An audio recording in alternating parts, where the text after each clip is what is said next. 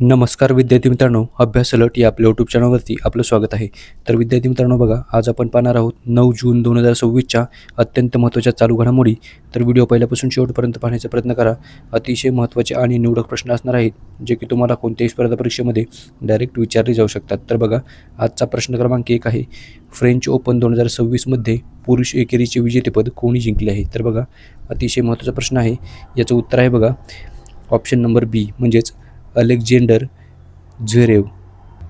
तर Alexander Zverev यांनी French open 2026मध्ये 2026चा पुरुष एकेरीचे विजेतेपद जिंकलेले आहे. ओके, तर चला बघूयात आपण. बघा, अलेक्झांडर झ्वेरेव याने 2026मध्ये फ्रेंच ओपन पुरुष एकेरीचे विजेतेपद जिंकलेले आहे. आणि बघा, विजेता खेळाडू राहिलेला आहे जर्मनीचा अलेक्झांडर झ्वेरेव. लक्षात ठेवा, अलेक्झांडर झ्वेरेव हा जर्मनी या देशाचा आहे. चला बघा, उपविजेता ठरलेला आहे बघा इटलीचा फ्लॅविओ कोबोली. ओके, तर लक्षात ठेवा बघा, क्ले कोर्टावरती 89 वर्षानंतर फ्रेंच ओपन जिंकणारा झ्वेरेव हा पहिलाच जर्मन पुरुष खेळाडू ठरलेला आहे.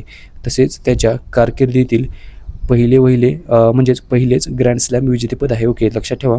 चला पुढचा प्रश्न आहे बघा, प्रश्न क्रमांक 2 बघूयात आपण. भारतीय हवाई दलाचे उपप्रमुख म्हणून कोणाची नियुक्ती करण्यात आली आहे?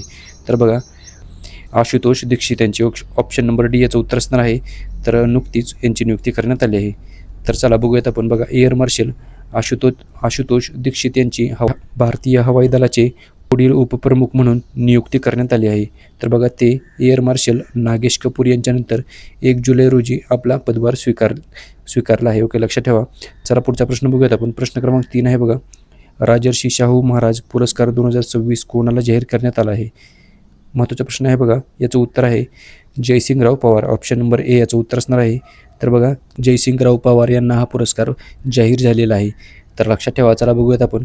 बघा, मानाचा 40वा बघा हा जो पुरस्कार आहे तो 40व्या क्रमांकाचा आहे. राजर्षी शाहू महाराज पुरस्कार ज्येष्ठ इतिहासकार दिवंगत डॉक्टर जयसिंगराव पवार यांना मरणोत्तर जाहीर करण्यात आला आहे. तर बघा, राजर्षी शाहू छत्रपती मेमोरियल ट्रस्ट कोल्हापूरचे अध्यक्ष तथा जिल्हाधिकारी डॉक्टर विजय राठोड यांनी या पुरस्काराची अधिकृत घोषणा केलेली आहे.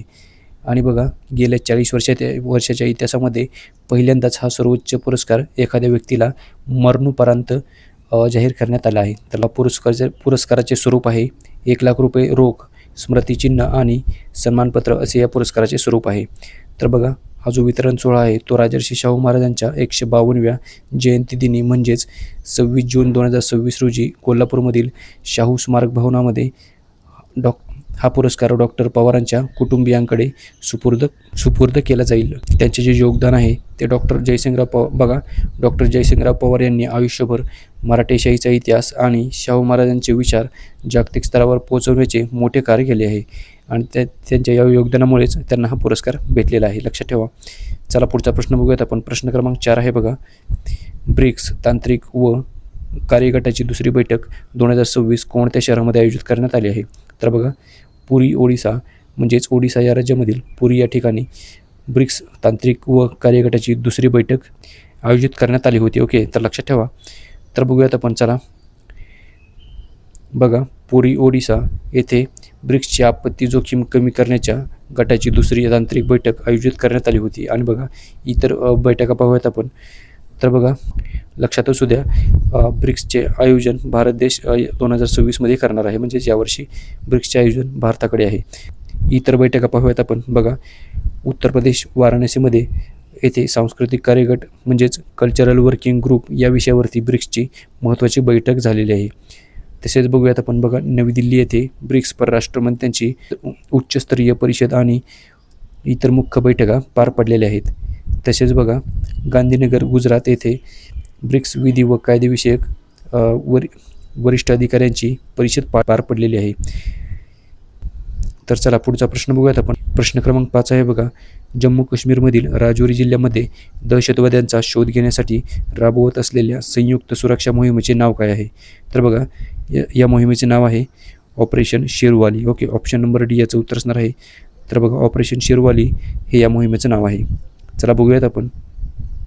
बघा, जम्मू काश्मीरमधील राजौरी जिल्ह्यामध्ये दहशतवाद्यांचा शोध घेण्यासाठी भारतीय सैन्य, जम्मू काश्मीर पोलीस आणि केंद्रीय राखीव पोलीस दल म्हणजेच CRPF यांच्याद्वारे राबवल्या जाणाऱ्या या संयुक्त मोहिमेचे नाव आहे बघा ऑपरेशन शेरवली.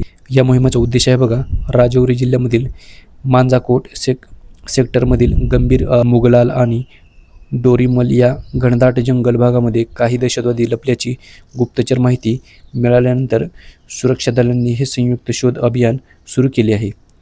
तर बघा, चला पुढचा प्रश्न बघूयात आपण. प्रश्न क्रमांक 6 आहे बघा, नुकतेच कोणत्या देशाने भारतीय आंब्यांवर बंदी जाहीर केली आहे? तर बघा, याचं उत्तर आहे ऑप्शन नंबर डी म्हणजेच जपान. तर जपान या देशाने नुकतेच भारतीय आंब्यांवरती बंदी जाहीर केलेली आहे. तर जपानची राजधानी आहे बघा टोकियो आणि जपानचे पंतप्रधान आहेत साने ताकाची. तर बघा, भारतीय आंब्याच्या निर्यातीमधील कीटक नियंत्रण म्हणजेच VHT प्रक्रियेत त्रुटी आढळल्यामुळे 2026च्या संपूर्ण हंगामासाठी जपानने आयात थांबवली आहे. तर लक्षात ठेवा. चला पुढचा प्रश्न बघूयात आपण. प्रश्न क्रमांक 7 आहे बघा, अंडर-23 आशियाई कुस्ती चॅम्पियनशिप 2026मध्ये पुरुष फ्रीस्टाईल आणि महिला कुस्ती संगीत विजेतेपद कोणत्या देशाने पटकावले आहे? तर बघा, या देशाचं नाव आहे भारत. तर बघा, ऑप्शन नंबर डी याचं उत्तर असणार आहे. तर आपल्या भारताने हे विजेतेपद जिंकले आहे. तर चला बघूयात आपण. बघा, व्हिएतनाममधील दा नांग येथे आयोजित 23 वर्षाखालील म्हणजेच अंडर-23 आशियाई कुस्ती चॅम्पियनशिप 2026मध्ये भारत या देशाने पुरुष फ्रीस्टाईल आणि महिला कुस्ती या दोन्ही गटामध्ये ऐतिहासिक सांघिक विजेतेपद पटकावलेले आहे. तर चला बघूयात आपण. बघा, भारतीय पुरुषांच्या संघाने उत्कृष्ट कामगिरी करत 4 सुवर्णपदकांसह एकूण 9 पदके जिंकली आहेत. अंडर-23 आशियाई चॅम्पियनशिपच्या इतिहासामधील भारताची ही एकूण पदकांच्या बाबतीमध्ये सर्वोत्तम कामगिरी ठरलेली आहे. तसेच बघूयात आपण महिला कुस्ती संघाबद्दल. तर बघा, भारतीय महिला संघाने चटईवर म्हणजेच मॅटवर पूर्ण वर्चस्व गाजवत 6 सुवर्णपदकांसह एकूण 10 पदके पटकावली आणि सांघिक विजेतेपदावर आपले नाव कोरले आहे. तसेच बघा, एकूण कामगिरी पाहूयात आपण. या स्पर्धेमध्ये भारताने ग्रीको रोमन प्रकारामधील 8 पदकांसह एकूण 27 पदकांची ऐतिहासिक कामगिरी केली आहे. तर लक्षात ठेवा. चला पुढचा प्रश्न बघूयात आपण. प्रश्न क्रमांक 10 आहे बघा, भारताचा पहिला स्वदेशी स्ट्रॅटोस्फेरिक सुपर प्रेशर बलूनचे नाव काय आहे? तर बघा, या बलूनचे नाव आहे VISTA म्हणजेच ऑप्शन नंबर ए याचं उत्तर असणार आहे. तर बघा, विस्टा असं याचं नाव आहे. तर लक्षात ठेवा. चला बघूयात आपण. बघा, हा जो बलून आहे तो मिशन साना अंतर्गत प्रक्षेपित करण्यात आला आहे. तसेच बघा, याची जी निर्मिती आहे ती विजयवाडा आंध्र प्रदेश येथील रेड बलून एरोस्पेस या स्पेसटेक स्टार्टअप कंपनीने बलूनची निर्मिती केली आहे. तसेच ह्याचे जे प्रक्षेपण आहे ते आंध्र प्रदेशमधील विजयवाडा येथील इंदिरा गांधी स्टेडियमवरून हा बलून यशस्वीरित्या आकाशामध्ये सोडण्यात आलेला आहे. या बलूनने पृथ्वीपासून सुमारे 25 किलोमीटर उंची गाठून एक नवा विक्रम प्रस्थापित केला आहे. तो पारंपरिक हवामान फुग्यांसारखा फुटत नाही, तर तो वातावरणामध्ये एकाच जागी अनेक आठवडे किंवा महिने स्थिर राहू शकतो. तर बघा, जागतिक बहुमान या यशस्वी प्रक्षेपणामुळे भारत आता अमेरिका, फ्रान्स, जपान आणि चीन या देशानंतर स्वतःचे स्वदेशी स्ट्रॅटोस्फेरिक बलून तंत्रज्ञान असलेला जगातील 5वा देश बनलेला आहे. तसेच बघा, याचे उपयोग काय आहेत? तर बघा, या तंत्रज्ञानाचा वापर प्रामुख्याने ग्रामीण भागामध्ये इंटरनेट पुरवणे, आपत्ती व्यवस्थापन, हवामान आणि संशोधन आणि सीमांवर पाळ ठेवण्यासाठी केला जाणार आहे.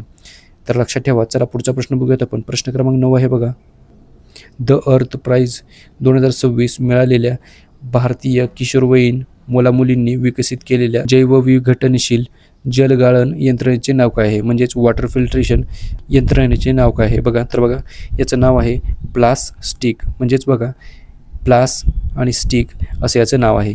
तर चला बघूयात आपण. तर बघा, ही जी प्रणाली आहे ती भारतीय किशोरवयीन विद्यार्थी विवान छौछारिया, अरीना अग्रवाल आणि अव्याना मेहता यांनी विकसित केली आहे.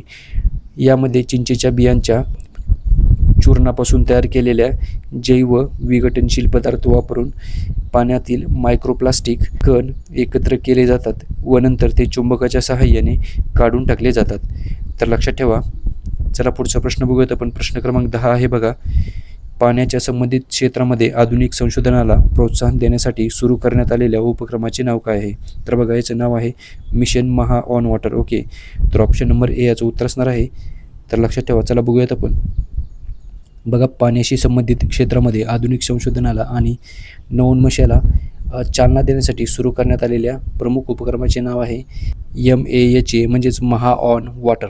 तर बघा, महा ऑन वॉटर म्हणजेच काय, तर mission for advancement of high impact area on water किंवा महा वॉटर मिशन असे याला म्हणतात. लक्षात ठेवा. तर याच प्रश्नाबरोबर आजच्या दिवसाचे जे करंट अफेअर्सचे प्रश्न होते सर्व आपण कव्हर केलेले आहेत. तर विद्यार्थी मित्रांनो, भेटूयात आपण उद्या. धन्यवाद.